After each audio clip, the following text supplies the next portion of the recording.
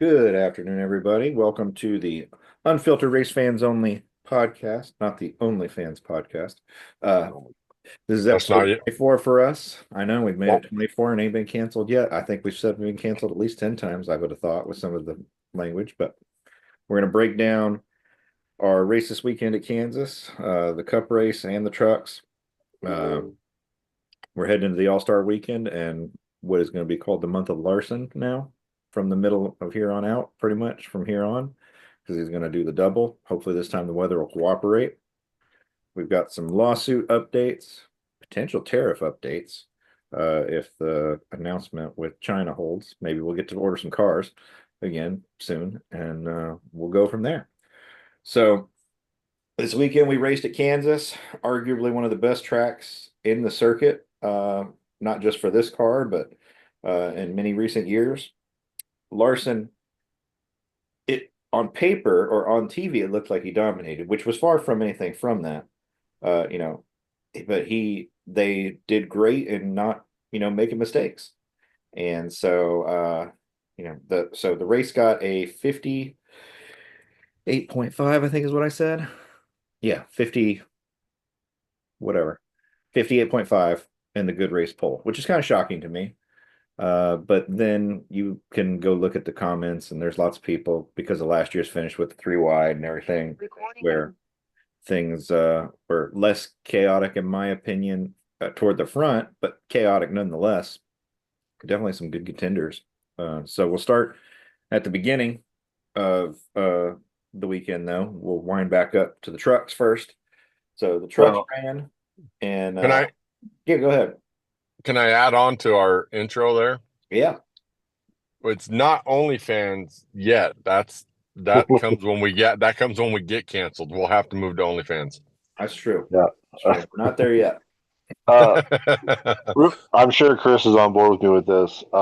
Before we do trucks, just a real quick Don't put words in small my hit, mouth. small hit on ARCA. Me and Chris were Okay. talking yesterday, Good Lord. and he said he noticed that there were cars going a lap down on lap 4 and lap 6. You said right. Yep. So we looked at qualifying speeds. The pole was a 30. What did I tell you? 30-90. Yeah. And there was somebody that qualified at a 41 something, eight or a four. It was a 39-40 or something like that. It's almost 10 seconds off the pace And they didn't wreck. It for was just a qualifying. normal lap. No, there was just that was their lap. There was two drivers, 10 seconds off, and then there was a couple drivers like 8 seconds off. And those Okay. are the drivers that went. They were a lap down, lap 4 and lap 6. They need to make a. I know we all hate rules, but you need to make a rule that you're within a certain time, unless you wreck, of the pole.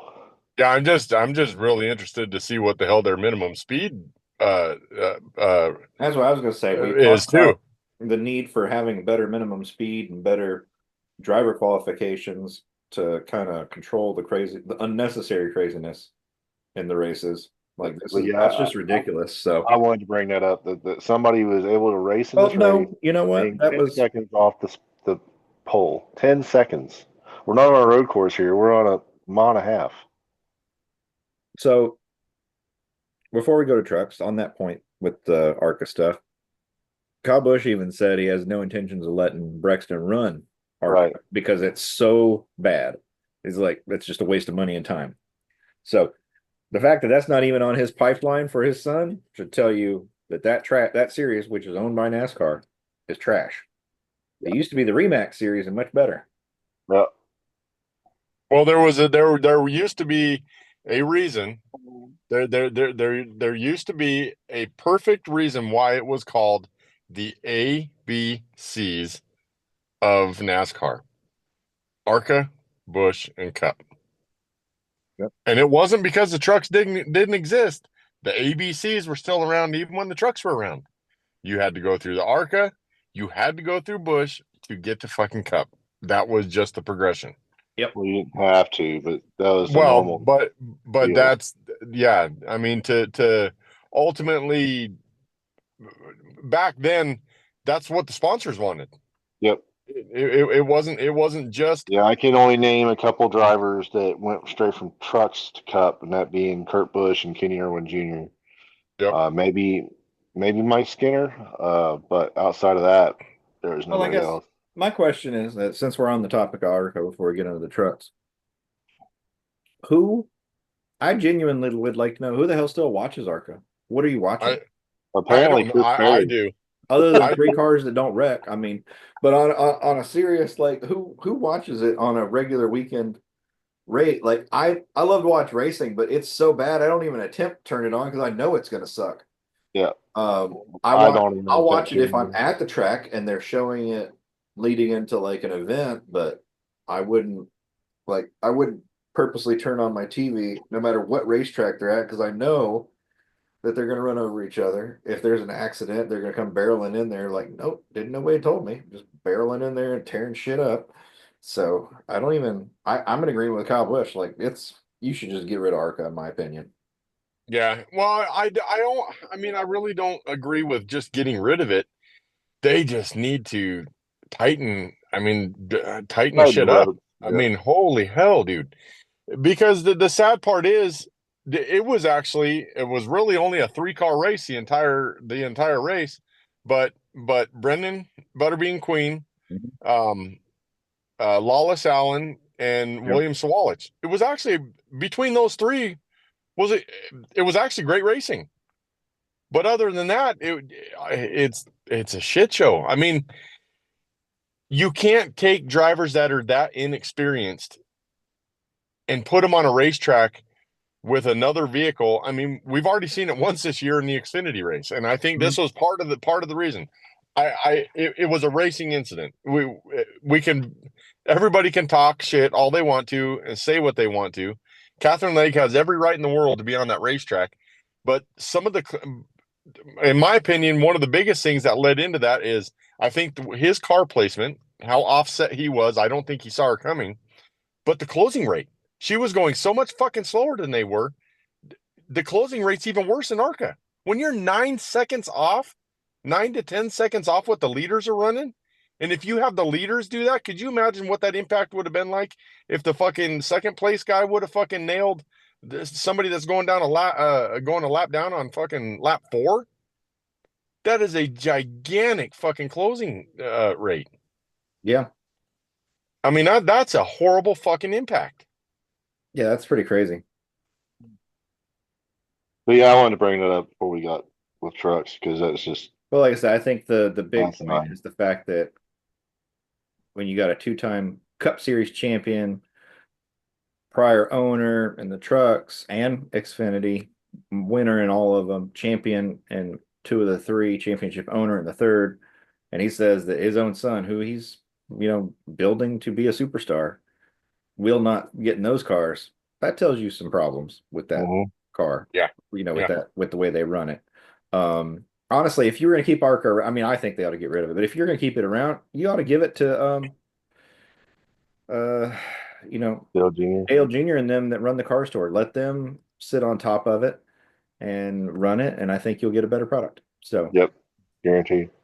Well, I they'll mean, rein in some of the stuff, some of the nonsense, and because you don't see that kind of crap at the late model stocks and stuff like that. And why? Because they won't tolerate it in the car yeah. store. They just won't Yep. let it play in the show. They're building a professional product, and I think NASCAR needs to do a little bit of that as well. So Build a professional product finally. That would be we'll great see. instead of just all entertainment. Well, I don't feel like it's been professional since Frank Kimmel. no, I agree. But I'm so just talking about NASCAR in general. Well, I know, but I was talking about ARCA. all right, so let's move on to trucks because ARC is not worth our time, in my opinion. No, it's not. But all right, so trucks ran for the most part, nothing too much to talk about in my mind from what I watched, other than obviously a compelling finish. Uh, Heim took himself out with a restart violation. that kind of took him out of I'm took contention. himself. He took him. Well, it wasn't necessarily. I mean, he did it to himself a little bit, but they had problems all day. I Yeah. mean, they had Yeah, a. that the 11 team was definitely not on their game like they normally are, which I was expecting I expected it to be Heim time, honestly. Especially with this track being worn out and the way it runs similar to like a Darlington and the way he ran there. So, I was expecting or was it Homestead? Homestead. Homestead. So the way he ran Homestead, even with the issues, still run so strong. I was expecting him to run really strong there. So that was kind of a misstep on their No, side. that was such a horrible third place finish he ended up with. Yeah, and he still managed to come in third. Uh, thank you, He Riggs. probably won every race so far this year if he didn't have any team issues. I'm just Yeah. curious if the truck series was more popular and Heim was up there winning all the time, would people be bitching? I'm curious if they would be. They would be saying this guy deserves a cup ride, like we already know he does. Yep. Well, I mean, how can you say if he was up there winning races? He actually set a record already this season as the youngest driver to hit 14 wins in the season in the series. Yeah. No, I just meant if the truck Yeah. series was more had higher viewer numbers Oh and yeah, yeah, had an yeah. overall over higher following like it did back in the day when it was the more of like where cup Oh, drivers you higher. mean when people actually watched it because the Cup drivers were in it, so it Yeah. brought people to the series? Yeah, Well, when you had Sprague, Hornaday, Crafton, Sauter, Harvick, Harvick, Bush, Edwards, when you had a host of different guys getting it, Mark Martin, uh, Biffle, Biffle, like getting in it gonna throughout stick the with the weeks, Biff. the schedule, and then you put that stiff in for there the with the Biff. regulars, You don't Benson, remember John Roberts saying that? I'm gonna stick stick with the with the Biff. Biff. Yep. No, I thought you said you were stiff for the Biff. Yeah. I mean, who doesn't love some No, 3M paint schemes? I do, right? 3 inches, 3M, whatever. Anyway, but the really the best part of the truck race was obviously the closing laps there where Lane Riggs ran him down. Even though he got disqualified, that was awesome finish. They raced hard because the track you can race high. Uh, Riggs got on the inside, got him loose, tapped him just a little bit. Hocevar managed to be not too far from the wall and save it and make it back to the line. The with big point one of hand on the discussion for wheel. everybody is the finger out the window, which I have no problem with. I mean, hey, that's just Hocevar being Hocevar. And we were talking before we came on. I probably would have done the same thing. Been like, you just tried to direct me and you blew it. I got the trophy. Fuck you. I'm right there with Hocevar, but at the same time, I guess everybody's thing is like you're in cup, you're supposed to be maturing, and also you won, so kind of like not kicking the dirt in his face or don't try so hard to be the bad guy or the character. So what do y'all think? Uh, I like I Leave him told you be. before, I I'm okay with it. I just like I agree with the guys on DVC that normally sticking your finger out the window means you're pissed off, and how can you be pissed off when you win the damn race? This doesn't make any sense to do that the entire half lap. Yeah. Uh, you know, kind of shows how childish she is personally, but Yeah. it's funny. It's funny, but also grow up a little bit. They say, I agree that he's trying too hard to be a black hat. Yeah. The one thing I'll say is if he had done that to somebody else, would he be a would you know would he still have the same issue? Because I mean, he's known for having all his issues running people over and hooking people deliberately and everything. So I Yeah. don't really understand the reaction from him from that standpoint when you look at his total driving history, like his forensic record, if you will. But like I said, if I'm in the heat of the moment and I'm in his spot, I'd probably react the same way. Like you tried to take it away from me, you failed. Suck it, Trebek. At the same time. So I get saving the truck and doing it from the exit to turn 4 to the start finish line. yeah, I get that. But then and then you see the finger out, the camera goes away. Before he even hit the start finish line, the camera cut off because he had his fucking hand out the window. yeah, So then they pan back to him on the back straightaway. The window net's down, and he still got his fucking hand out the window. See, I agree. That's where. Enough's enough, dude. I mean, Yep. okay, I understood it from the exit of 4 to the start finish line, but then even on the cool down lap, you just look like a fucking idiot. Yeah, Yep. I that's what I agree. was saying. It's too long. You made your point. You don't need to hold it out there for an entire minute. Yep. I agree. That's where you went from entertaining and character building to kind of tearing away a little bit at your character overall and persona. Because I mean, we've all seen him. Host of our, obviously he's fast. I don't want him to change. Mature, yes, but change, no. I don't want to take anything away from what makes him go fast today, or whether that's fear, reprisal, kind of like whatever they did to Ross. After he messed around with the HMS guys too much and got talked to. He's not quite been the same, but I think Trackhouse hasn't been the same, so I don't take that all into consideration. But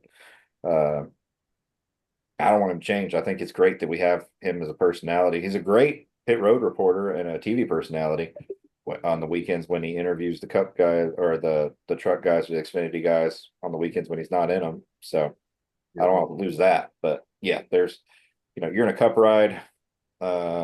I'm fine with it up to the start finish line, but all right, you got the trophy. No need for it going forward. So Yep. anything else about the trucks you want to talk about? Any of those special moments there, Chris? Like I said, that was only really the big one I saw. They besides Um, I'm kind of stepping on their own feet and just not having the typical weekend they normally have. Um,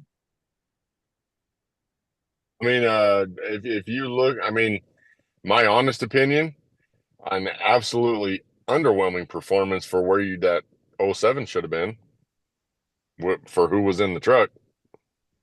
yeah, yeah. I mean, they really didn't talk about him the entire damn race. Mm-mm. There was somebody in the '07. Yeah, Was his name Bill? yeah, little Bill. Little Bill Byron. Yep. Yep. Falling apart slowly but surely. Yep. They're doing what they normally do in the summer months where I don't know, they just fall apart. But definitely won't count them out because they're very consistent when it comes time for the playoffs. Don't seem to rattle off a bunch of wins, but they're consistent, so it's hard to take them away. So all right, That took us to the Cup. Yeah. yeah, let's say we can move on to Cup. That was kind of why I led into that. You Yeah, have a Cup so driver in the truck race, and that's not the Cup driver that got talked about. nope. And let's just say the guy that drives the 5 car, had he been in there, he probably wouldn't have had those issues. He probably would have been up there battling. Just a feeling. But Yeah. so with that, the big show, last year we had the closest finish in history. We got that picture back there behind you, Blake, of your guy. Just barely edging them out. So they start off the weekend. Uh, you know, tires wearing really aggressively. Some teams stepping over the line with air pressure, blowing tires, lots of cording, things like that. So teams make some adjustments. But those two gentlemen right there that finished that race closest last year were right there at the top of the charts again, barely edging each other out for the pole. I don't know about barely. Well, I say like they were right there at the top. They kind of picked up where they left off. So I Yeah. would, I picked Busher for the weekend. I expected him to run honestly a little better than he did. But especially when you saw where Keselowski and Priest were, I was just expecting them all to be, a couple spots better. Uh, but so the race got right at, basically 60%, one of the lowest of Kansas.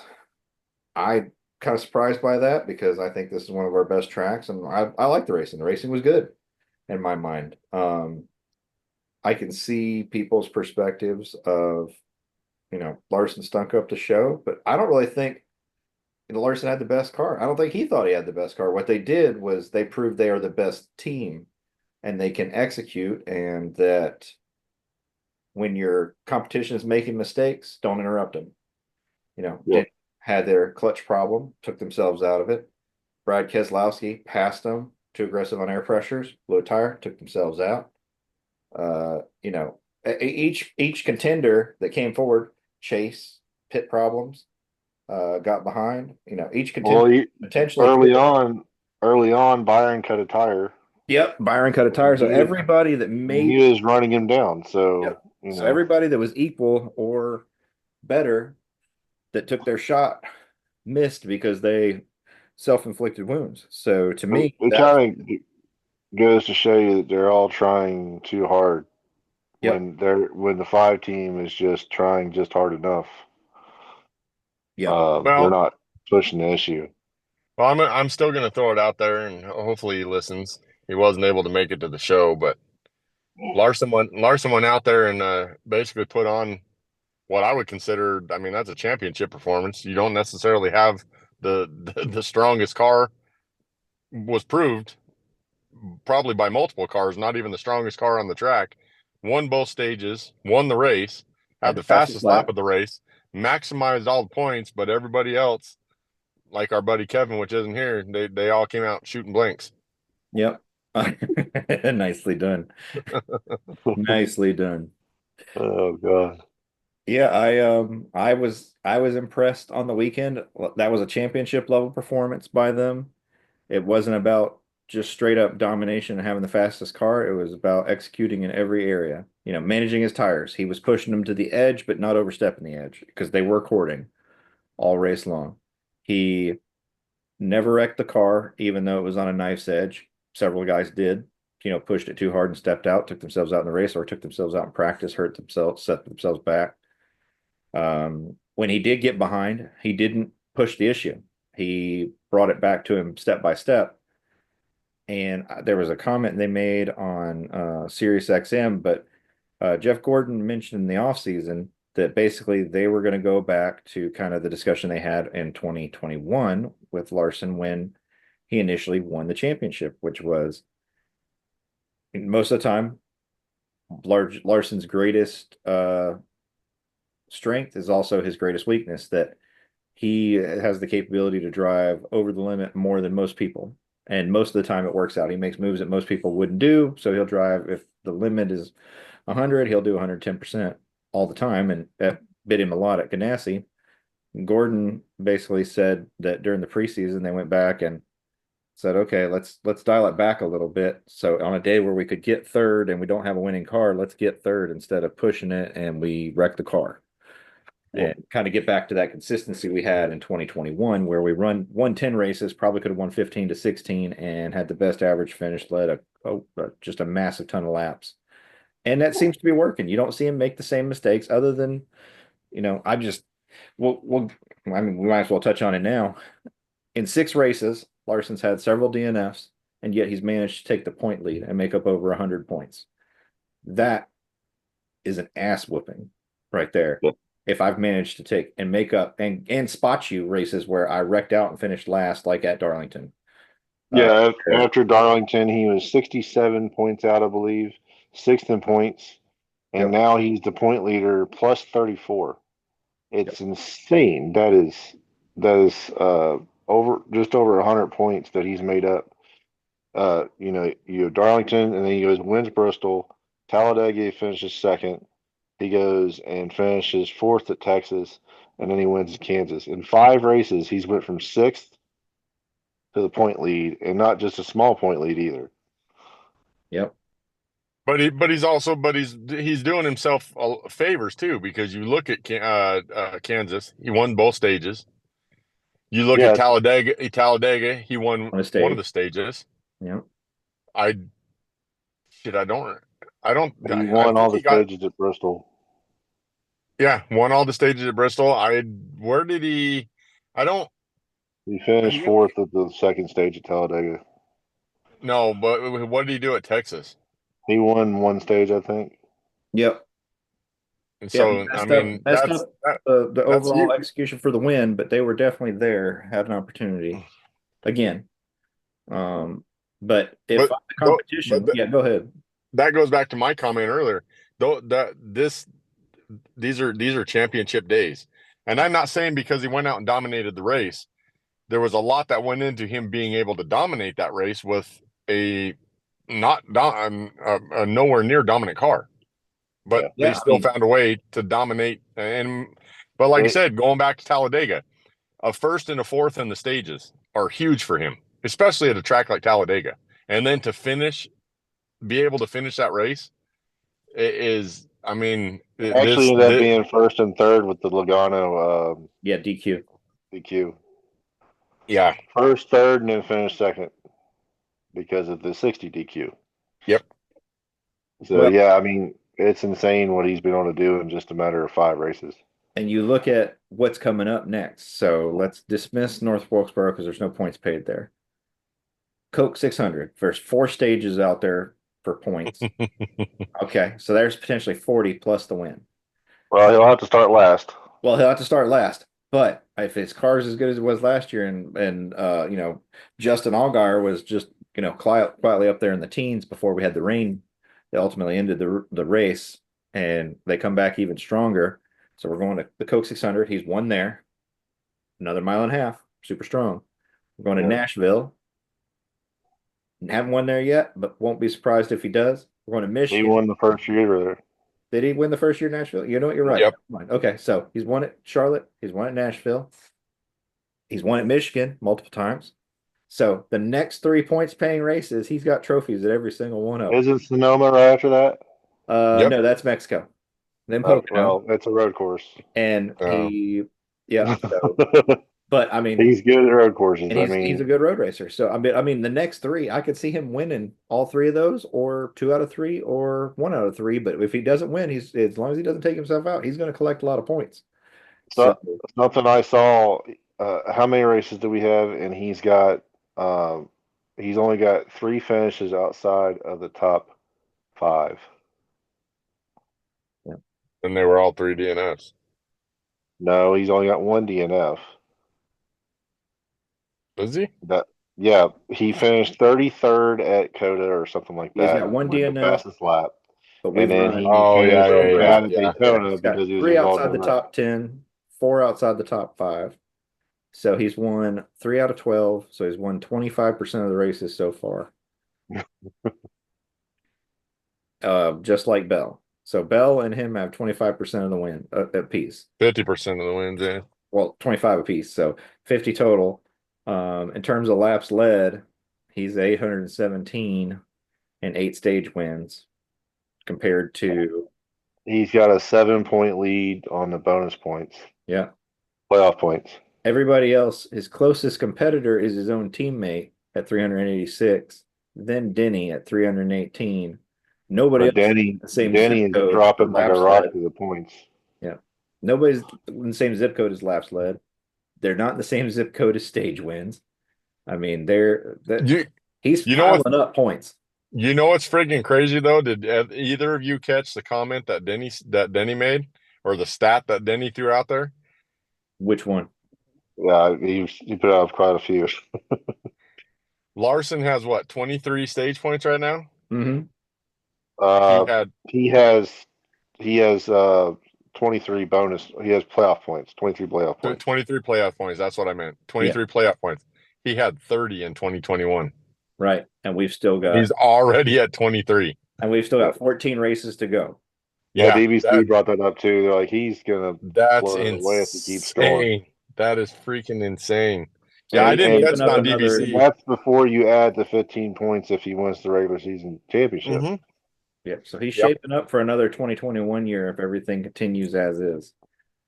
But if they don't fix their short track program and the way they run at Phoenix, it's not going to matter.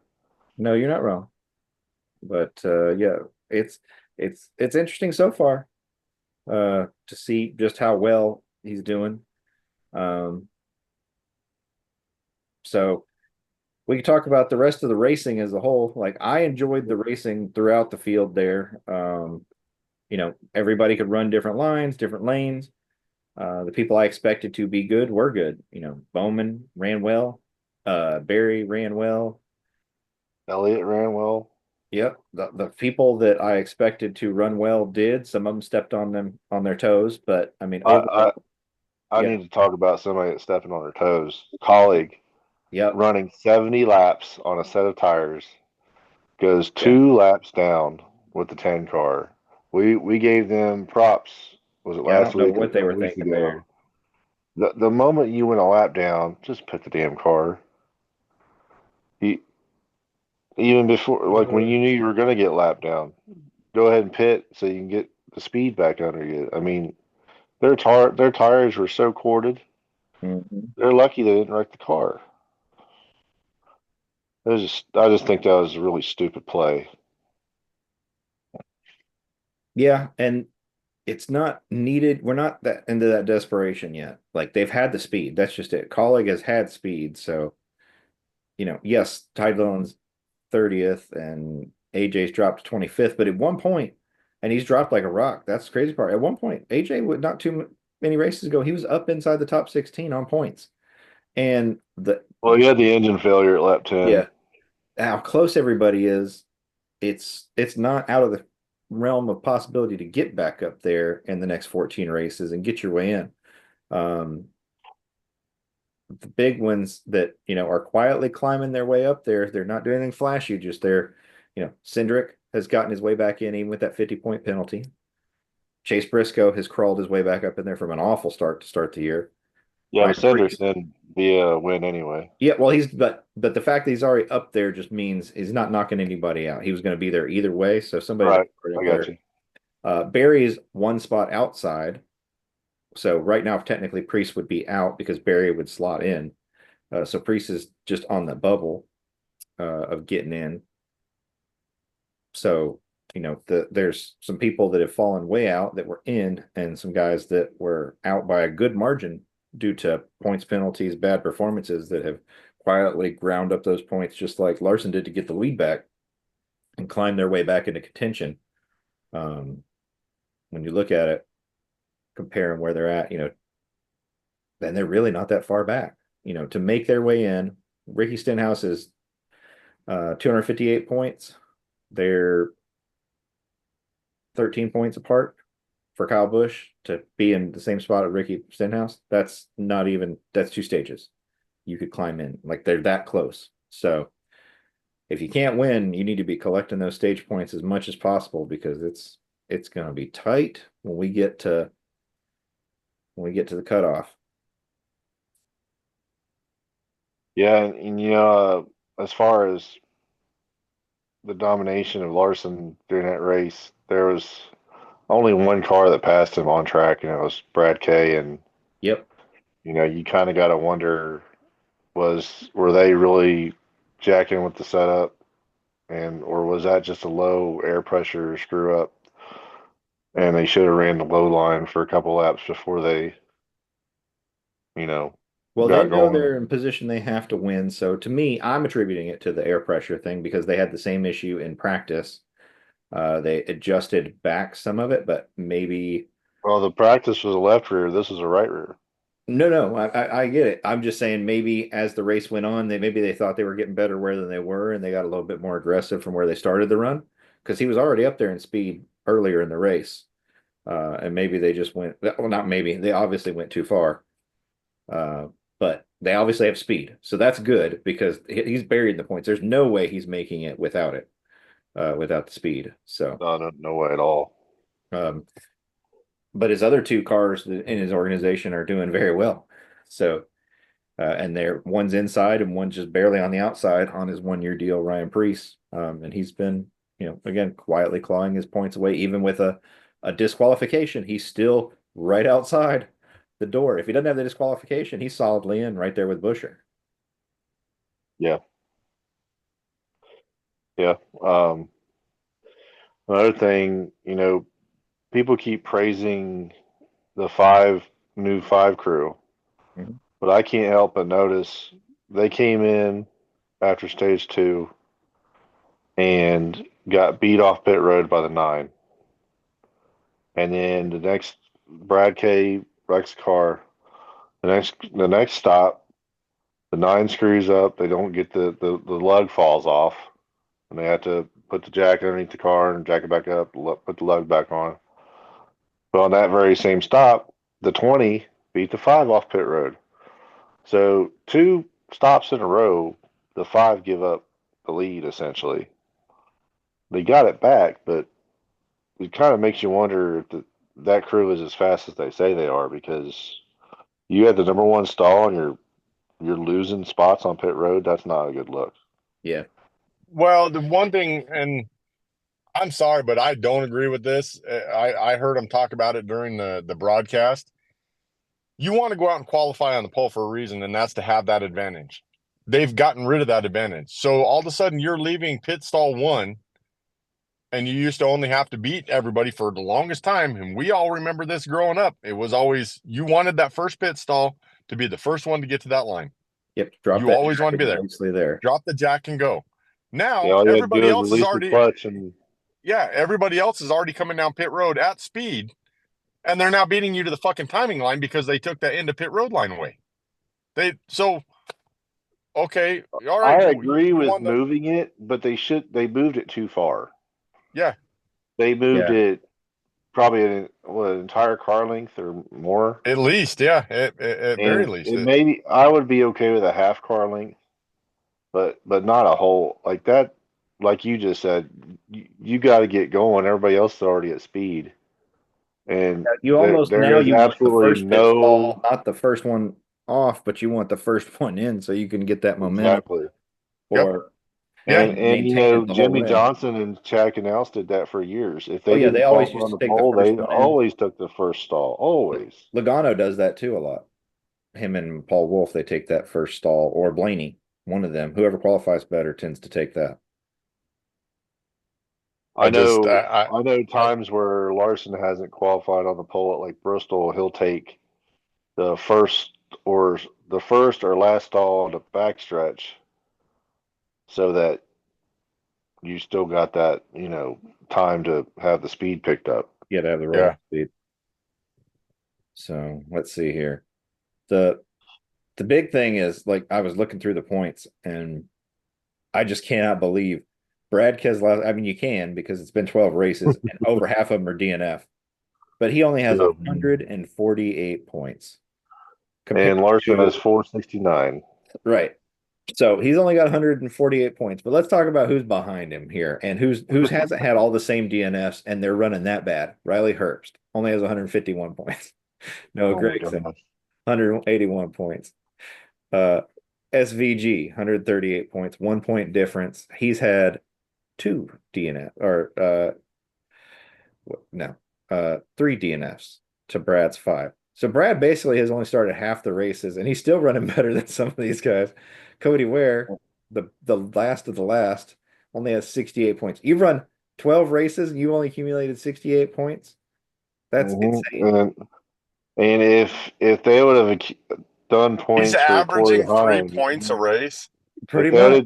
if they would have given Corey Heim points for his start No, this six. past Sorry. Yeah. weekend, he would have had like 30 points. Mhm. So he would have already been half the points of Ware in one race. So and the reason why I bring this up is everybody's complaining about, the race got a low number. Everybody's complaining about Larson stinking up the show, even though the challengers stepped on their own toes. If you look at the points gap, and it comes back to the fact that we did not change this car one bit this year. The halves don't just have a little bit more. The halves have a lot more than the rest of the Yeah. field at this point. Because Larson's got 469 points to basically the last real contender, and Brad K's 100. So he's got 4 times the points compared to the guy who passed him under green for the lead. And 4 times as many points. And he's got 128 stage points to Brad's 0, I believe. No, he's got 26. Okay, so he's got 5 times the playoff points. I would say he has almost as many stage points as Brad does points for the entire season. Right. So when everybody's you complaining, mean playoff points? Yeah. when everybody's complaining and celebrating this car, well, we're in about the point in this car where we were with the COT, where Jimmy Johnson started to take everybody's fucking lunch money, where Yep. they were in that, when they started not really changing the car, and it just pretty much stayed the same from the ass end forward, except for the splitter area, where by not making changes, this is what you're going to get. So I don't know why people are surprised. Uh, Blake, you brought it up, and I hadn't thought about it, but you were right that we're really close to entering this year another big three and me. And right now, those three are the 5 to 24 and the 20. And then you could take probably the next 6 drivers and swap in who that fourth person could be, assuming none of those three step on their toes getting into the final four because they've all got a decent number of wins or playoff points and stage points. You know, it could be changes. If Denny Hamlin hadn't had 2 essentially car failures in a row, Yep. I'd put him in there easily. Agreed. I think He's had he's the 2 strongest in a of the row. 4 other than Blaney. I think Yeah. if Blaney did have some blown motors, same thing. Yeah. He So could be the me. He could be the me in the situation. And me and you were talking about this, Alan, yesterday. You know, people sometimes bring up Winston Cup points. Well, even in Winston Cup points, Larson's eating their lunch. yeah, He's got a 300 something point lead in Winston Cup points over 10th. It's it's so insane. bad that some of those guys, like if we were running the traditional points, they might as well just close up shop for the year. Your season, Yeah. it's He's not over. he's not even just eating it. They're hand feeding it to him Mhm. at Yeah. this point. They're saying here have it because, like I said, the 9 team, they stepped on it. Then uh the 11 16, they with the stepped clutch on it. The issue. 11 had the clutch issue and up breaking the what is that new part called? Transaxle. Transaxle. Yeah, You know, those cars could have easily beat Larson yesterday, but they just stayed the course and won the race. And not only did they win the race, they they went out and got all the every point you could possibly get. yep. Am I the only one that sees the correlation of this new car and it has to have something in it that has trans So anyway, added to it? so you were talking about Jimmy Johnson, Yep. Alan, and I can't help but notice, and some people don't remember this, and I brought it up in a prior show. The 5 team is the 48 from Jimmy Johnson's era. Yep. It's the same team because when Jimmy Johnson left, that team changed to 5. Yep. The 88 switched to 48. So this team is the same team that did it with the COT, Well, and they're not doing it all now. entirely. I mean, Chad's moved on and Ron Mack But Cliff moved on and some Daniels of those was other. his right hand man. No, yeah. No, absolutely. And So so, that's what I'm saying. Like it's the same team. well, I was sitting there listening to the post race interviews and everything because I watched the end, then we went and got dinner and everything on Mother's Day, and I was thinking about it, and I don't put too much time into the leadership side of the house all the time, but you've got when you think about how HMS is run right now compared to some of these other organizations.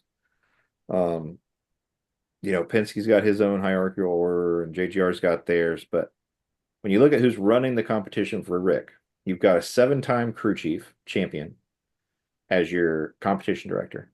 Your vice president is a 4-time cup champion,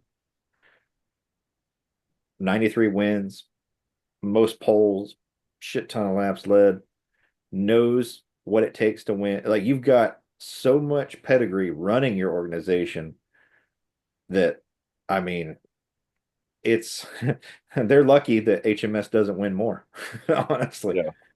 Um, I'm still We're not certain they're going to go out there because we do end at Phoenix that they're going to have anything for the Penske cars when we get to but unless the Penske cars are just not in the final four by some Yeah, that's what they have to miracle. hope for is that Penske takes themselves out because otherwise they don't have a shot.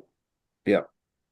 In my opinion. I mean, I could be wrong. I could be working on something now that we don't know about, and We'll you know. find out. But every time they said we've made progress, then Penske comes out there and makes them look bad anyway. So we'll see.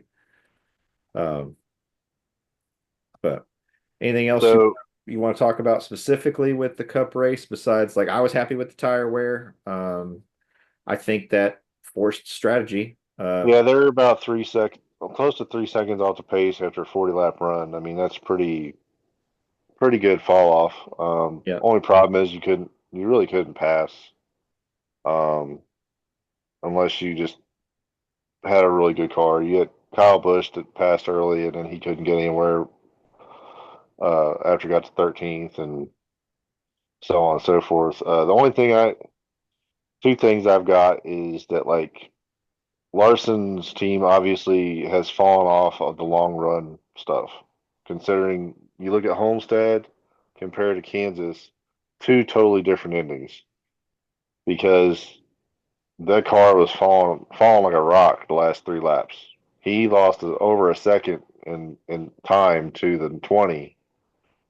Yep, And I'm attributing that in my mind, not necessarily long run speed, but I think he maybe pushed the tires that final stretch a little more than he it anticipated. was the longest run of the day for Yeah, sure. so I'm thinking he pushed the tires a little bit more, and with it being the longest run, I think they reached where, based off the prior runs, that's where I'm going with it anyway. But I agree, there's definitely a delta there.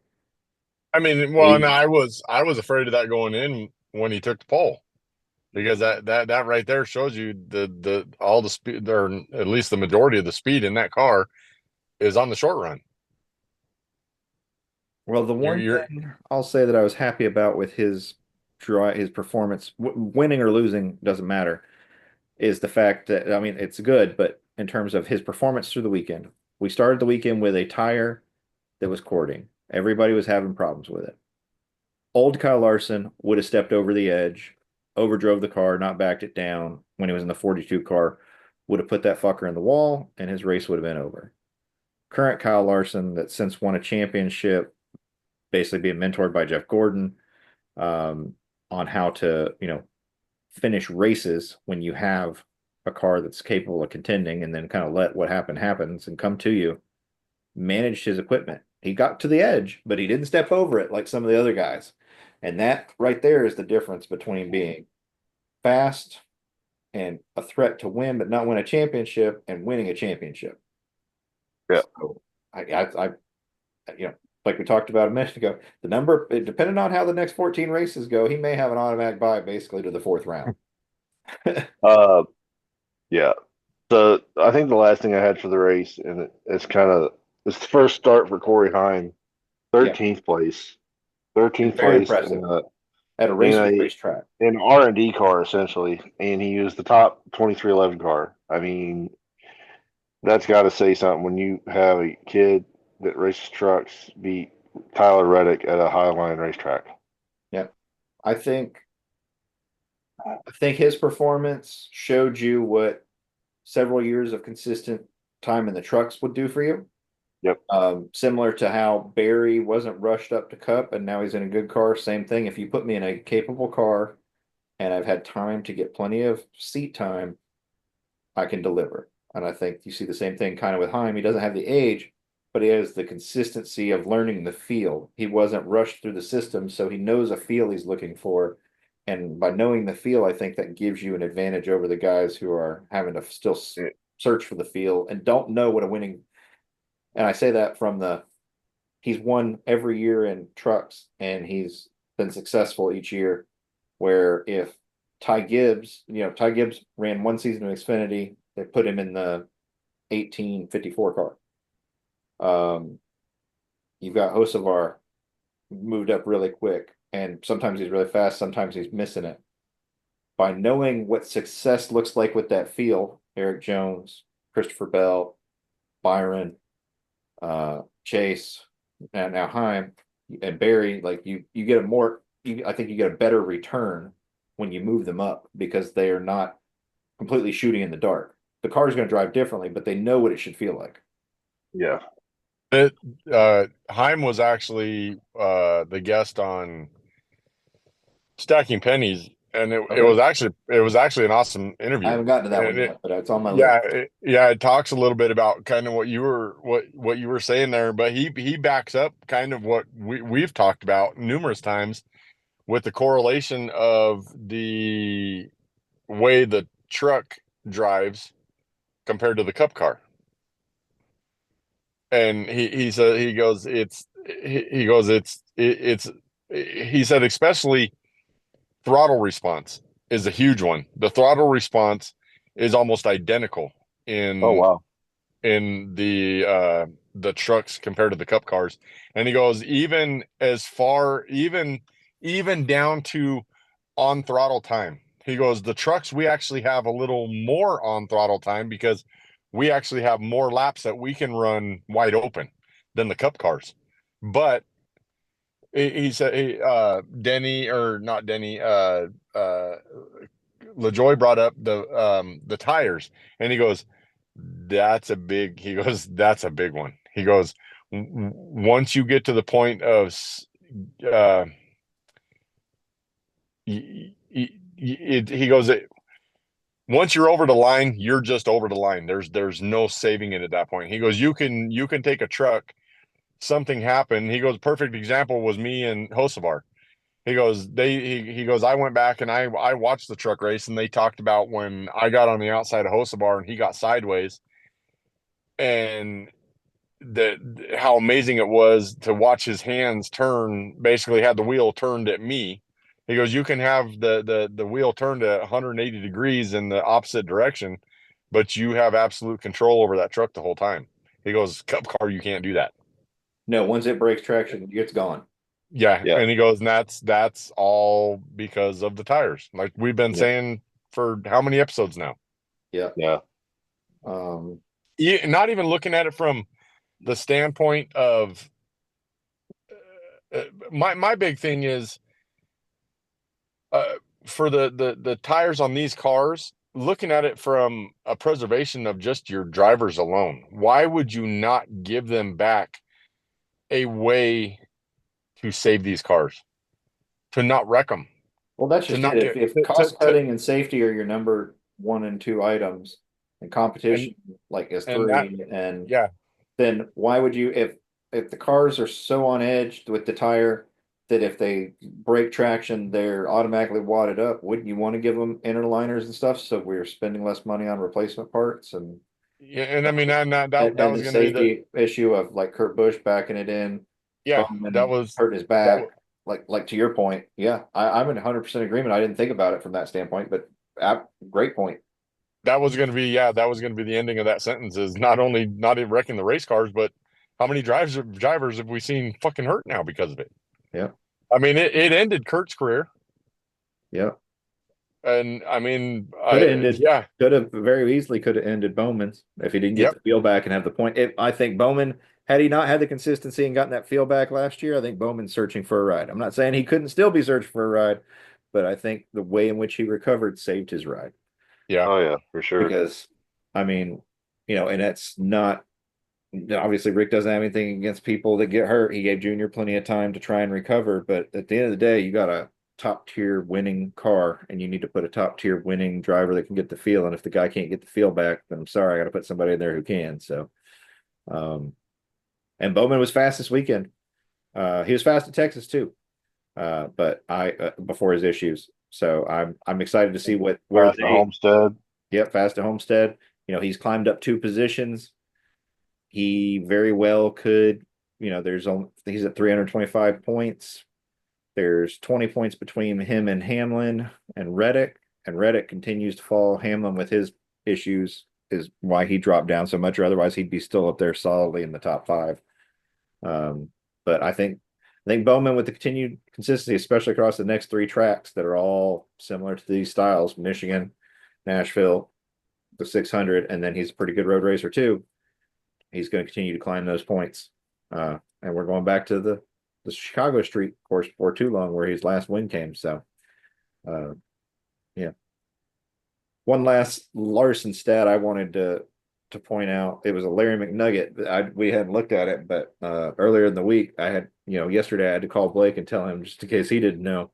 So, a couple weeks back, Larson said, in post race, I want to go down there. I want to embarrass him when he was spanking the field at Bristol, in the Xfinity car. Like, I don't want to just go win. I want to lap like the whole damn field. I want to show them like they got a ways to go.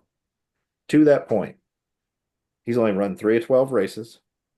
He's led more laps in those 3 races than the entire full-time field has led, and just in those 3 races, than any full-time driver. And he's won 2 out of 3. Should have won 3 out of 3. So, in terms of the gap of quality of driver, and it's not meant to be a slam against anybody down at that level, but in terms of your point leader right now in Cup to the guys you got running at the B tier have a long way to go to close that gap to get to where he is. If he's only come and run 25, he's won 20% of your races. He's run 25% of them. He's led more laps in those 25% than any of your full-time guys who are running for a championship. If he was to be able to run like the dual full-time series at this point with the knowledge he has now, he'd run away with the championship, no problem. He'd have it locked up probably by like if it was, especially if it was under the old Busch Series format, have the thing locked up by like race 20. Oh yeah, for sure. I don't see any doubt in that. So and one more little nugget. Yep, go ahead. 10,000 plus lap sled and cup. Yep, that's impressive. He's 32. Yeah. Crazy. Prime yet, so he's got 4 more years before he reaches that. that. Most drivers' primes are what, about 36, 38? Yep, and 36 to 38. He's not gotten there yet. So, yep. The last driver I want to talk about there for the race is John Hunter Nemechek. I had a note. I wrote a note down that Legacy just basically lucked in the last week early in the race. They both went a lap down almost simultaneously, and they scrapped, came back. 43 got wrecked, but the 42 got another top 10, back-to-back top 10s for the 42, and you kind of makes you wonder. Maybe they don't have good takeoff speed, but they're figuring stuff out in the race to make them finish in the top 10. So you kind of got to wonder what they got going on in Legacy. And maybe they can put a third car together, and maybe they are ready for that. Okay. Yeah, there are weeks where I'm like, okay, Legacy's going the right direction. And other weeks I'm like, no, all right. Turns out it was just a little bit, but they've got 2 very capable drivers in Eric Jones and JHN. It's just a question of getting them consistently competitive cars. So we'll kind of see what happens there. So outside of drivers, Mike Ford has said that NASCAR is actually looking at 750 horsepower, maybe more, at short tracks. And it's like, gee, where'd that idea come from?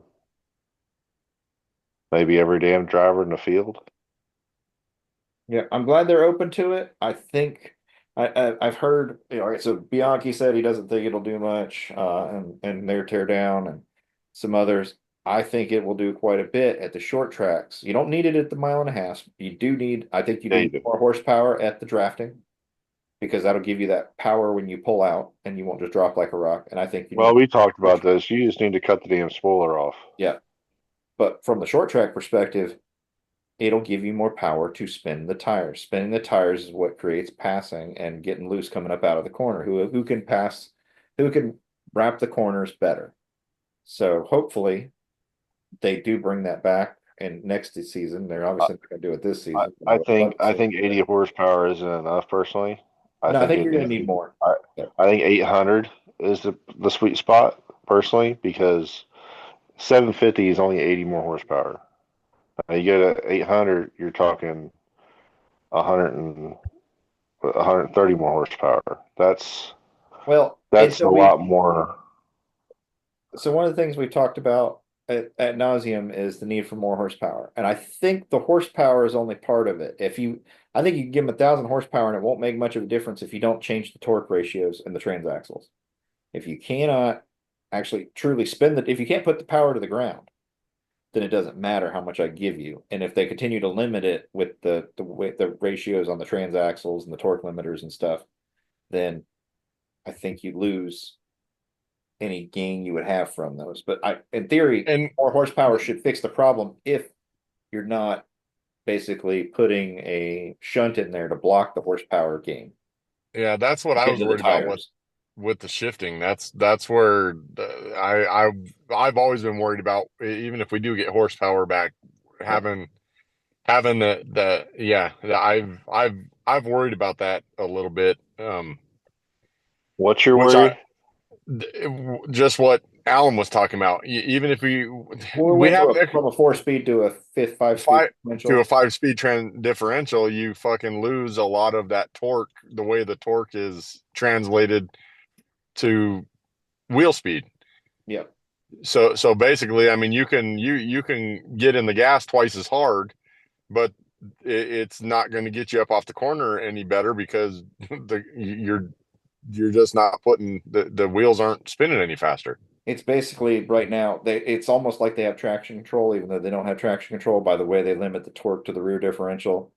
Yep. That with and then you add in the 5-speed. Like honestly, 650 should be enough to burn up the tires, but it's not because of the combination of the total power plant to rear end housing across the board. Like if you took away a 5-gear sequential transmission and put them back to a manual H pattern 4 like they used to have prior to this car, and you got rid of the transactional and went back to a standard, basically the fucking, what was it, a rear, basically a C10 fucking rear end housing Chevy, Yeah. more or less, and Ford equivalent and so forth. And then I think you get back, you could, if you took just that section of the car and you could kept the rest of it, I think you would fix the tire wear, the wheel spin, the spinning and getting loose coming up out of the corners. I think you'd have them spin out more often, not because of the aero, but because they would just flat out spin the wheels. I think the only way that I think the biggest difference would come is if they're going to give us the 80 horsepower back, but you would have to give us a smaller tire patch. Yeah. Wouldn't have to. And then, well, for what me and Alan are talking about, it would make a big difference. Get rid of that tire patch. Obviously, but I don't see NASCAR doing that with the OEMs getting what they want. Then they're fucking stupid. I mean, it's a race car. There's nothing on about these cars that are stock anymore. So why are the tires such a big fucking issue? That's what's so fucking frustrating about it. No, you're right. You're right. There's nothing stock about these cars. So other than the actual you ruined the profile, perfect opportunity to do a Harry Hog line and didn't do it. Nothing stock about a stock car. Nope. So I was glad to hear that they're open to that. We'll see. We've got the All-Star race coming up, so we're gonna see what they do with this promoter's caution. I'm assuming it'll just get thrown whenever Marcus gets bored or thinks whoever's stinking up the show, probably Larson. He'll be like, no, we're just gonna be Joey. Yeah, you're not wrong. Could be Joe. I hope Kyle Busch holds up his what he said on. Oh yeah, when he said I'm gonna get to lap 201 and whoever in the hell. Yeah, he's like, I hope somebody's in front of me that I don't like. For Marcus, that was hilarious. That was good. That's called premeditated, Kyle. In terms of content, it's the All-Star race. Who gives a shit? Yeah. I believe he got fined last year for actually just All-Star race.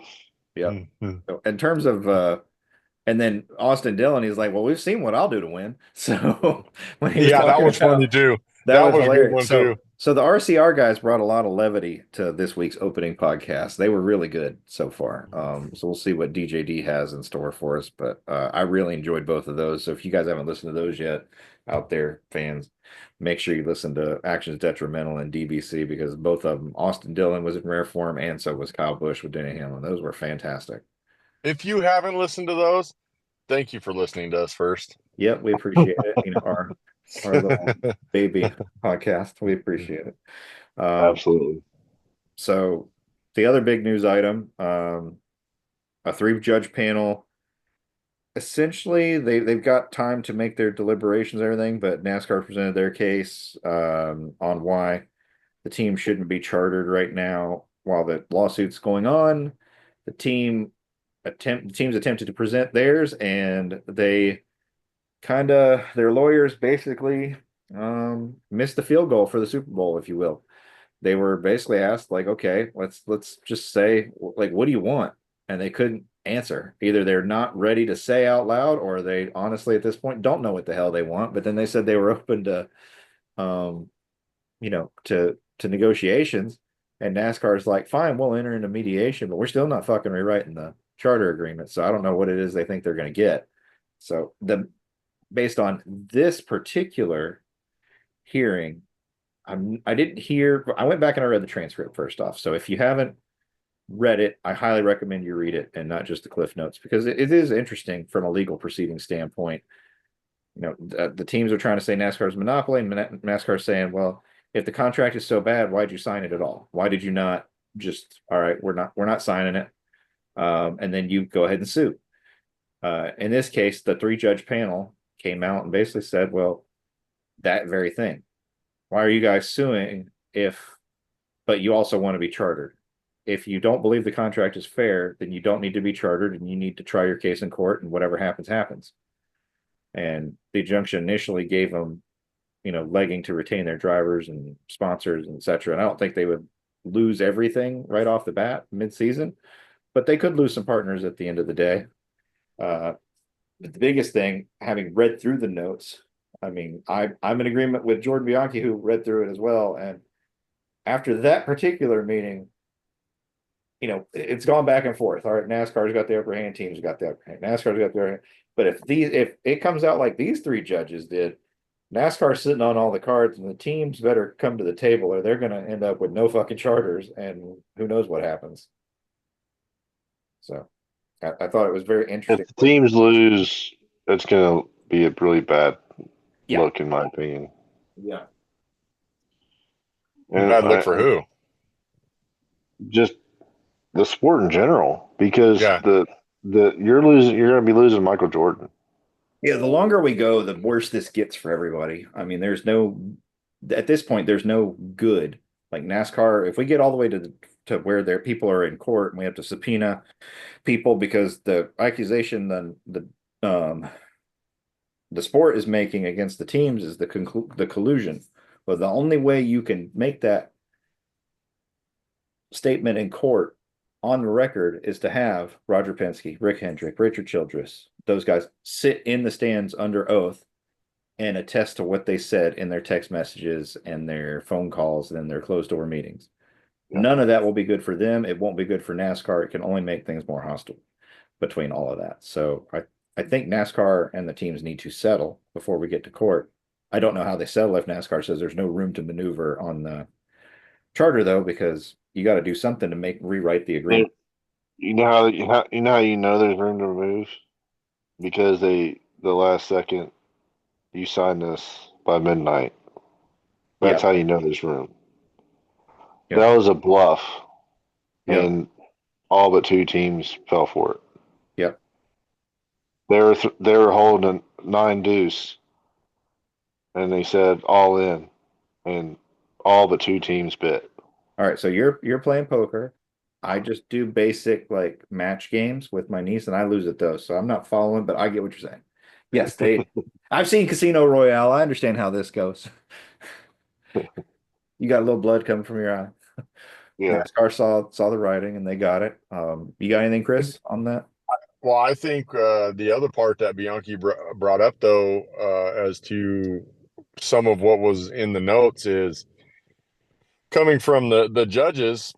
Hey, we're not going to touch it here, but you definitely have a strong case in civil, or what did he say? Not civil court, but yeah. Yeah, in their federal, in the official trial, if we get to December, those 3 judges weren't saying the merits of their case was bad, but they were saying the injunction ruling was bad. So yeah, like basically we're at all right, do you want to go for broke? Like, let's just say, let's go back to Vegas when Denny won on the Buffaloes. Well, basically they told him, you're not going to win here, but you do have a strong case that will probably win somewhere else. Yeah, you're not going to win on the injunction merit, but you might win the overall monopoly case. But it'll have to be a completely different case. That they would, and I would be interested to see if this does go sideways. I wouldn't be surprised if that's where it ends up. Yeah, it's really like, okay, Denny's a gambler. Michael Jordan's a gambler. Just how they like to do things. I I don't know. That's a lot of money you're gambling with, though. Those charters, And how much you've spent. We're not talking about a couple $100,000 in a slot machine. We're talking about hundreds of millions of dollars in but assets. if you And look at it from a Michael Jordan aspect, all right, well, you just fuck me and you run me out of my sport, so I'm gonna take what I can as I go. yeah, yeah. So I, If I Drag you down with me. if I was not, because Michael Jordan's gonna walk out the other side, and guess what? He's gonna make that money again. oh yeah, he'll drop 2 shoe lines. He'll be fine. Yeah, But but NASCAR goes down. Where else are where are they gonna go? well, they'll have to open some stuff back up. So I mean, there's obviously still more to come, but this was one of the juicier ones where they met over the injunction. So we'll see what further Yeah. develops from there. Yeah. I mean, if I mean you're they've already come back and they made the strong comment. Well, yeah, we can go to mediation, but we're not changing anything. You might want to be careful backing yourself into that corner. I don't see this going well. Yeah, if we get all the way to the end. So that's all on that for now. That's all that they really mentioned in there, but I thought there were some good little tidbits in there. So the next, just a quick mention, anybody who hates Fox's coverage, this is the last race of the year of the season for them with the All-Star race. Thank fucking God. Yep. And it's not, I don't dislike their personalities, all of them anyway. I mean, I'm a Kevin Harvick fan, so I love Kevin's take. And I think him and Boyer work well together. Um, I'm starting to just like enjoy a little bit because of the whole if you want to see more, come buy a ticket. I thought that was basically just a fuck you to the fans. And he keeps But trying to say there's a rivalry with Larson and Bell, and it's like there is yeah, no rivalry. Stop. but the There's no bad rivalry there. producing, the show as a whole, Fox's product is just bad. So, Well, and I brought this up. To Blake. What was it last week, Blake? I got me and you were talking. I love Mike Joy, but it's time to go, bud. He don't have it anymore. No, he just he. I mean, he's He full of tries to knowledge. make he's got tons of knowledge, but yep, he tries to make jokes all race long that don't grasp. Like I Don't just land. said, he tries to make make rivalry comments, and it's like a rivalry is not something that you just try to push on everybody. Kind of like he used to try to push Wild Thing for Kyle Busch. yep. Nobody called him Wild Thing but him. Well, I It, feel like in some regards, Mike Joy is, I think that's what got Rick Allen ousted, truthfully. And it's similar, like it's probably going to come around and bite Mike Joy, like the inability to not, and it's nothing against him, but the way Rick Allen, it's almost like Rick Allen's inauthentic because it's all the same reaction all the time. And Mike Joy's kind of the same way, where Boyer, Harvick, Jr., Steve Letarte, Burton, and most of those are drivers there, but like most of your people, or even when Daryl was at his best, when Fox first started and Mikey won and everything, like they were real authentic reactions and fans see through it. And so like I for one can't wait for this portion of the schedule to be over. I'm excited for what's next. First off, because if anybody's a big NFL fan, like I love watching the football, and Prime's now had it for 2 years. I think it's right. This was the end of their second year. three. I think it's 3 years actually. Has NFL Thursday I Night Football think. been on I think. Thursday? I'm pretty sure it's been 3. Either way, 2 or 3 years. I mean, it's the bluest blue shit I've ever seen. Like my whole TV, everything looks blue from it. But besides that, um, Prime's streaming quality, and so that's what we've got. That's why I'm saying this next is the next set of races we moved to Amazon Prime and followed by TNT with Max. And so I'm really looking forward to where all that goes because we're going to get a whole different slew of broadcast like combinations for the booth for the pit road reporting. We're gonna have LaJoy, we're gonna have Edwards, we're gonna have Junior, Burton, but everybody's going to be in a little bit different roles for some of these, and some are going to be completely new. And I'm excited to see what that looks like with Adam Alexander for example, doing some cup races now and some other stuff. So, Yeah. and it'll be the first time it's truly like streaming only, like Prime. It's not on a big network, it's on a distribution platform. So we'll see what those numbers look like, and we'll see what the caliber or the quality of the picture looks like from how they cover a race, which is a much bigger physical footprint than when they hang the rope wire cameras like they do for a football field. I think it'll be good, but there are going to be some growing pains or some learning things. So we'll see what they do there. But their football coverage has been outstanding. So Yeah, and I mean the I'm picture's been great for practice, but that picture is essentially Fox's picture. You know, yeah, it's not really they're just prime. replaying it, I guess. Right, yeah. And then one last Go thing ahead. I'll say that I'm excited for with them, the analytics, just like they do with football. I'm interested to see what they do with the race analytics in race and the stats they put up and about drivers, teams, crew chiefs, crew members. You know, how do they, because they do that with players on the field of the NFL. You know, points spreads. They do all this data mining. So I'm excited, obviously. I just Go hope ahead, I Jake. just hope I just hope they invest in cameras that zoom out. Yeah, I do too. Besides the front two cars. So Yep. yeah, so we're not just seeing 2 or 3 cars in the picture at a time. Yep. Yep. Yeah. Speaking of zooming out, Kansas had probably half full stands, and we all, I mean, still at half full. We're talking MLB full stands, maybe smaller NFL stadium full stands. Yeah. What, 30,000, But 40,000 people, something like that? yeah, Or- so you know, still more people than Phoenix holds, probably. And it goes to show what we've talked about preseason.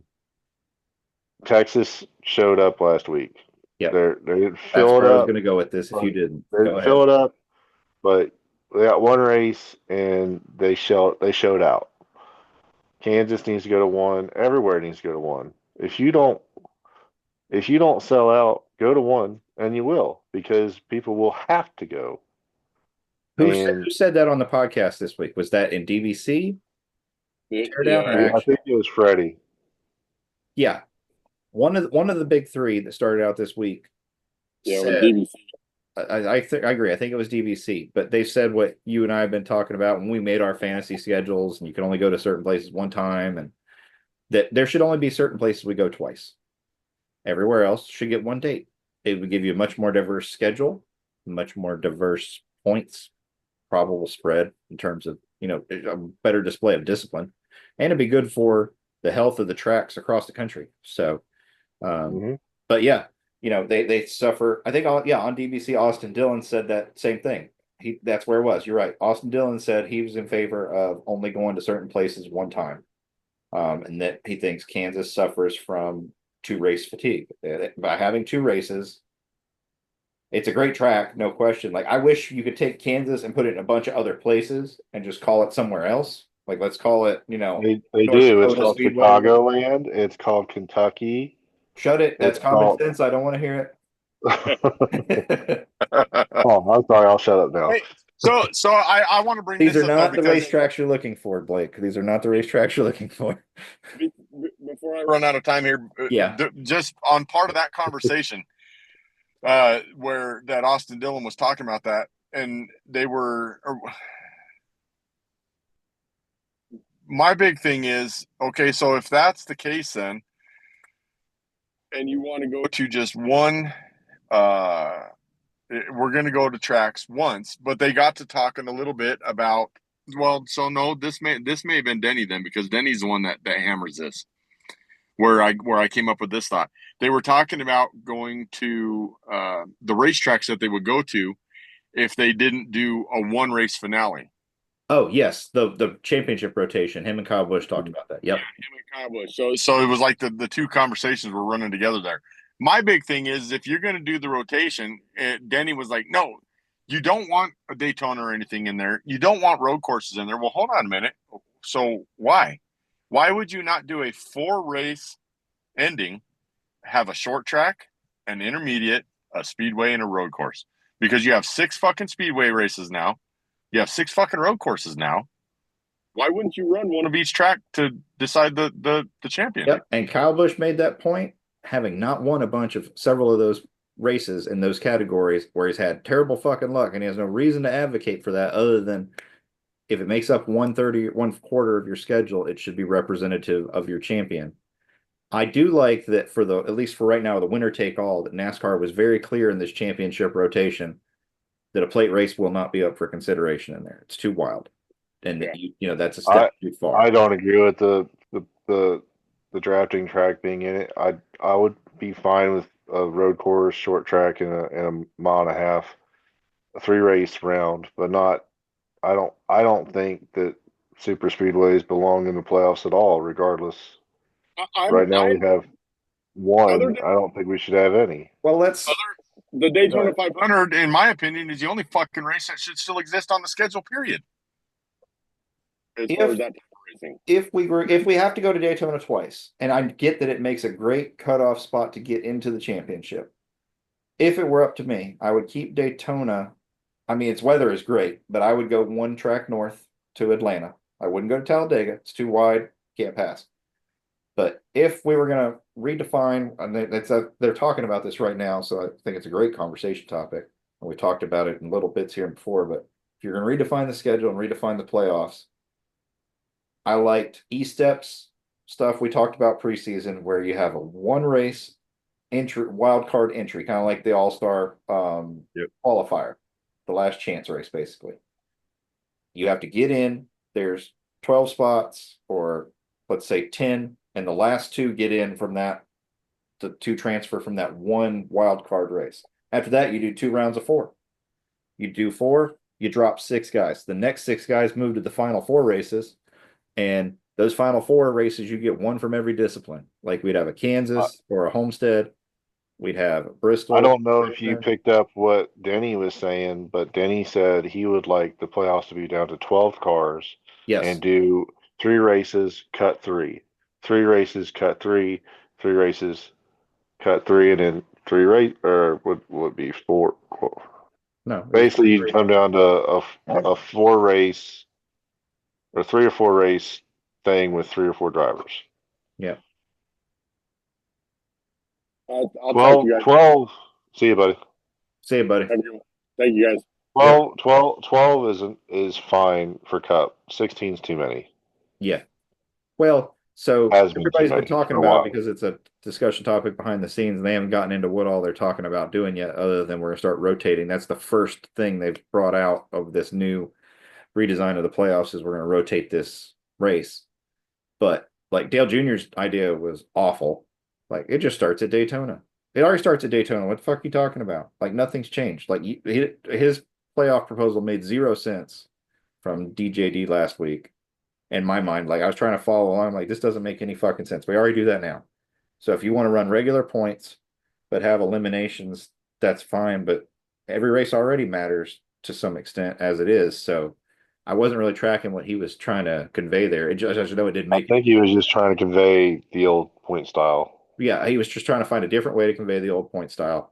And who was on with him? Was it Cindric with him last week? Yeah. Yeah. So no, it would have been 2 weeks ago. Well, either way, when Cindric brought it up, when Dale brought it up to Cindric, I thought Cindric made a compelling argument on why a one race playoff elimination, even though I think most traditionalists don't like it. I'm one of them. But I thought he made a legitimately good argument on why it's good. Similar to the Super Bowl type argument, and why I feel like Joey Logano is a deserving 3-time champion, that, they win when it matters most. They talked about that this week on DBC, that Freddie, I believe, said it, that Penske is known for, they basically run the season, the first 26 races, and they kind of pinprick you throughout. Like, especially once they lock themselves into the championship, they run well, get their win, then they kind of fall off, and then they show you a little bit of their cards, and they fall off, and they show you a little bit of their cards, and then when it's time to go, here's our cards. Meanwhile, the other guys are like, I got all aces. And Yeah. Penske like, Shit, dude, I've been you showing sure you you all got my all aces? cards the whole time. Yep. Yep. They're like, are you sure you got all aces?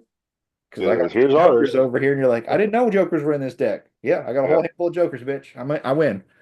Yeah. And so that's kind of how Penske does it, and it's worked because obviously Penske's won the last 4 championships with this car. So, 3. or 3. And I mean, they're on track to win 4 unless something changes. So, Yeah. um, that's all. That was all I wanted to talk about. Oh, and you had a good quote. I can't remember it, so I'm gonna fuck it up. I'll let you do it, I got it right here, buddy. let's do it. So, This was from MRN Radio at the end of the race. yeah, If dominating a race was a crime, Kyle Larson would get the electric chair. yep. And where else did he do that? Bristol, Miami. Yeah. Yeah. He, you know, he's got the domination part down. I don't know why people are surprised. He's in the 48 car. He's in HMS. 24 times 24 plus 24 makes 48. The 48 and the 24 dominated the shit out of everything for like nearly 2 decades. So Larson's just picking up where they Where left off. Jimmy left off. Yep. Where they left off. So that's all I got, buddy. I'm looking forward to the All-Star weekend in the month of May as we start to see. I'm hoping that Larson got his one wreck out of the way already during practice, and that He had shut up. He had top 15 speed by himself today in practice in IndyCar. But in the draft, not too well. But this is day 1. yep, Um, so I'm hopeful. I'm hopeful for a good run. They did say that his eyes are fully focused on the All-Star race. So once he gets his first run in, whether he makes the top 12 or not, yeah. he's leaving. So um, I kind of question that because your Hendrick is spending a lot of money Well, I think to. the only reason I'm with you, I question it other than NASCAR's new rule was made because of him not being there. So I think they have to. I'm talking about the All-Star race though. I understand, but if you put it out, if you play it, and there, if I'm Larson and I'm HMS, do I not want to make it seem very right off the bat that NASCAR is the priority? That way, there's no question. There's no, in case weather does delay me getting you there, not because weather delays me and I stay at the race, but just weather delays me getting you there, period. That I've kind of built up some good favor. Yeah, And you've I got a get it. backup driver in Tony Kanaan. So, I mean, I feel like they're kind of hedging Well, their bets right now. Like, hey, the problem is if he starts the Indy 500 and there's something happens and yeah, it they just have rains, to park it. it's parked. So I don't know. The whole thing kind of sucks, but I've been thinking, and it's such a total long shot. I don't think he can win the 500. Not this year. I felt like he could last year, but this year I don't have that same fire, I guess. And hush it up. What It did you if catch? magically if he magically won Mhm. somehow, does NASCAR hold the race for him? I think at Because that point they have to. I don't because think they want to, he's but I got to think they do have victory to. lane, he's got to do the milk thing, He's got to do the he's got to bricks. miss the bricks. He's got to do the He, Corvette pace car ride or whatever it is. Burger so ride. is Yeah. NASCAR gonna look at that and go, "Damn, our guy just won the Indy 500. We got to wait as long as we need to wait for him to get here." I think if he wins, they have to. And I think if they don't, it blows up in their face because you can't say, bring me your best to my sport. But if my guy goes and wins your race, that I don't give it the due consideration, which is it I is just the biggest race in the world, period. I was watching a promo for the Fox thing, and I saw Yeah. him kissing the bricks, and I was thinking, shit, if he wins, which, like I said, I don't think he can, not this year. I really don't. The car doesn't But seem if to be as he, fast. Last right, year was seemed like he had a better car, but yeah, we'll see. if something happened, I'm thinking the time, the time to do the extra lap for, look at me, I won, and then you come down pit road and they put the veil, the veil or the reef over you, and you're drinking the milk, and you got to talk to TV. Do you stay and do you have to stay to do the kiss and the bricks? Do you have to do this? Do you have to do that? Like, what do they have within Indy that the driver has to do? You know what I mean? You're not wrong. I mean, So there's a lot of commitments there, and not just him. You know, if he wins, Jeff's got to stay.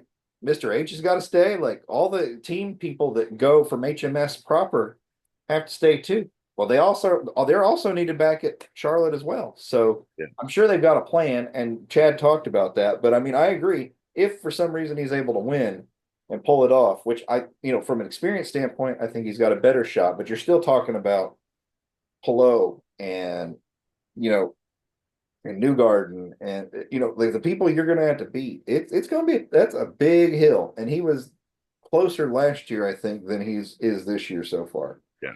Um, Now, I mean, NASCAR did say they were going to hold the race for him last year before the rain shit happened, and yeah, he decided to stay there. But how long can you hold the Coke 600 on prime on their first race? I think you can honestly hold it more because they don't have a TV window. It's a streaming service, so if anything, they actually have more leeway. And it'll probably bring more eyes, more Yeah, likely. because especially if you know it's not starting because their point leader, they're arguably, if not most popular driver right now, second most popular driver. That's Definitely. another thing. I think you'll see him win most popular driver this year. Had a And lot I to say win that last year, but I because think he's getting I've been closer. seeing a lot of pictures where you see the 9 and the 5 uh, souvenir haulers next to each other.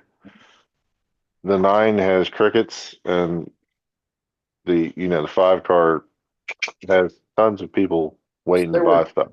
so there's two things there. One, um, the fan engagement requirement now for the point stipulation within the new charter agreement and the payouts and driver activation, DAP, driver activation program. Mhm. Like so Denny mentioned on his podcast, he only gets like a standard whatever number of points because he has the show. Meanwhile, Kyle gets more points for coming to one fucking show than Denny gets for having the show with 100,000+ followers. That's kind of ass backwards, which is entertaining. But did you catch so there's three things there. The second one, did you catch in the podcast with Denny and Kyle this week? Which again, if you didn't listen to it, guys, killer. Like the banter back and forth between them about the teammates, the kids, like, oh no, we're not having a fucking Logano baby. Like just so many good things that they're just in general hilarious. But did you catch where Kyle talked about and related to this, how Larson stole his fucking IndyCar ride?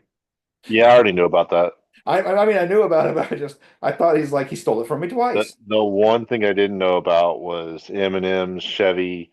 Everybody was on board, and Joe Gibbs said no. I Yeah, would have I would have gave Joe Gibbs the finger.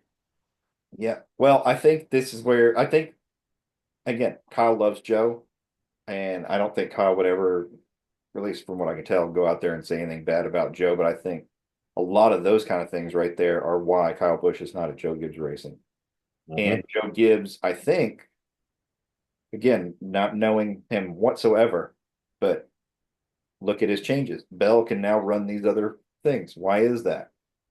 Because you're going to lose people like a Bell, like a Larson, like a, a Kyle Busch. Like, can you really afford to lose top end talent because you're not open to letting them run as much as possible with limited practice so that they can be as best Well, aircraft as possible? And racing is good for you, period. Because even if it's not the same car and the same kind of track, it's still hand-eye coordination, reaction time, put yourself in situations.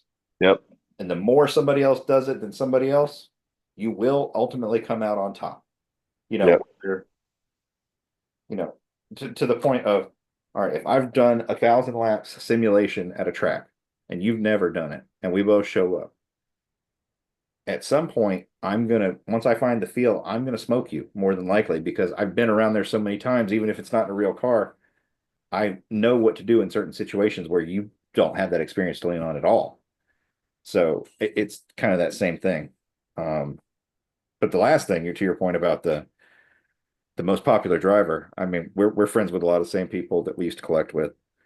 Bill a lot points out like that Chase is a dick. to fans.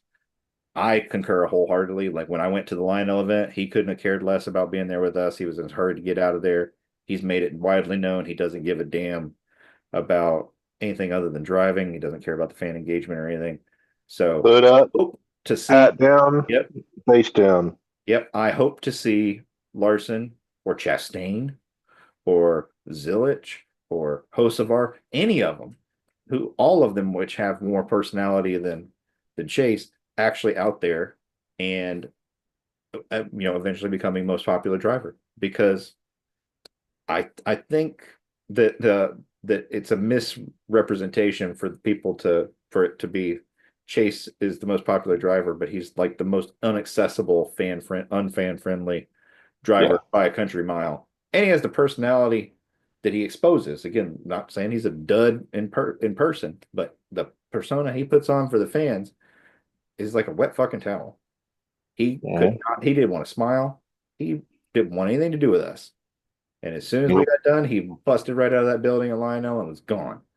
Meanwhile, you see people are recording Larson. Larson stays till the last autograph. You see Rowdy pulling over on his way home, whether it was when he was with JGR or with RCR. He'll get out of the car riding home with Samantha and sign a fan stuff right there in traffic. That's the kind of people that you need to build the sport up. Yep. I do hope we see somebody else take over the most popular driver role, because I don't think the guy that currently wins it year after year can be that popular. I don't know how he continues to win it. But being honest, doesn't make any sense. I know how. It's rigged. Two reasons. Well, three reasons. Grandma. You're able to vote 5 times a day. Yeah. Every day. Stupid. Okay. And then you've got his last name is Elliott, who used to win the most popular driver all the time. Bill Elliott. Yeah. He took over the 24. Took some of his fans, not all of them, obviously, because you were a 24 guy. Mm-hmm. Yep, I wanted to. I wanted to see him when everything. But... Junior left, his fans then some of his fans went to him as well. So it's just you got all this, people that jumped wagon to him that didn't know what they were getting into. I believe hasn't Kevin fallen off of that wagon? Slowly. Yeah, he's on the Byron wagon now. So, which is good. Not that I'm just glad he woke up to it. Now he just complains about every time something goes wrong with the 24. He's like, this is bullshit. And then they all hate on Larson. I'm like, what does Larson have to do with, like, they just come up with reasons to blame Larson. I'm like, what does Larson have to do with your guy having a problem? I don't follow, but whatever. That's like when our old buddy Mitch got mad and said, I wanted Cliff Daniels to go to the 24. Well, so I made the point in our other group about the haves and have-nots with them, that you and I talked about with you're seeing it. There's basically 10 cars, more or less, right now that have this car figured out. And you can tell by the numbers when you look at the points, the number of top 5s, top 10s this year and last year, especially when they started to separate themselves in the 3rd year. We're in the 4th year now. And it's just 3 teams. 20. And it's 3 teams. It's Gibbs, Hendrick, and Penske. That's it. And within nobody else. And within that, even within those teams, because you're talking about, if you technically look at it, that's 12 cars. Within those 12 cars, some of those cars within those 3 big teams aren't even on the same page. The 5 and the 24 have separated themselves from the 48 and the 9, and the 48 has been better than the 9 quite a bit. He's even won more than the 9 in this car. Has he? Oh, he hasn't. No, I think they're both tied 1 apiece. You're right. No. What how many does Chase have? The first year Chase won 4 or 5 races in this car. Yeah. Yeah, you're right. He did when it was still new. All right, hold on, Chase haters. I'll back up. But since then, he's pretty much been nowhere to be found. He's won 2. I think he's won 2 races since that season, and that's it. So, but you've got the 5, the 24, sometimes the 48, sometimes the 9. they're kind of hit and miss. But the 5 and the 24 are pretty consistent with this car across the board. The 9's consistent. He just doesn't win. Yeah, I'm talking about getting into victory lane. The 5 and the 24 Okay, consistently okay. get to victory lane. The 20 consistently gets to victory lane. The 11 consistently gets to victory lane. The 19 is a miss. The 18 was a miss. Now the 54 is nowhere to be found. And then when you get to Penske, the 22 consistently gets there. The 12 consistently gets there. The 2 has been a miss, and the 21 has been a miss. But that's changing with the The 21. the 2 and the 21 are coming. Yep, they're coming. They've got it figured out. They've found it. That shared knowledge of all the cars in the what would be 4-car stables. Penske's knowledge transfer seems to be the smoothest across the board because by them swapping out Burton for Barry is coming to the front. As long as they don't have bad luck and get wrecked by somebody like they did at Darlington, or have a blow a tire while leading last week at Texas, they're probably sitting on 3 or 4 wins themselves. They've had the speed. And Cindric, same thing, without that 50-point penalty. Like they're coming too. So, but everybody else, like you're fighting for scraps back there. Yeah, for real. Well, So, but good yeah, show. I don't think I have Enjoyed it. anything else. Same. I'm gonna go do some dinner, but I appreciate your time as always. Glad we were able to get it done this show this week, this time, without juggling around. Next week we'll have to pick everyone either on Monday or Wednesday because my daughter's graduating from high school. So What do you think about Sunday night right after the event? we should be able to do it right after the All-Star. I'm good with that. We'll see. We'll see if that works out. Okay. I'll let you know.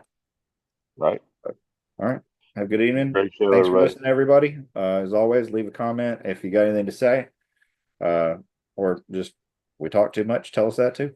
We appreciate it. Follow us on X, Spotify, FU race iHeartRadio, FU race. I don't know what we were thinking there, but Oh God. but that's all we got for our show. See y'all next week. Later.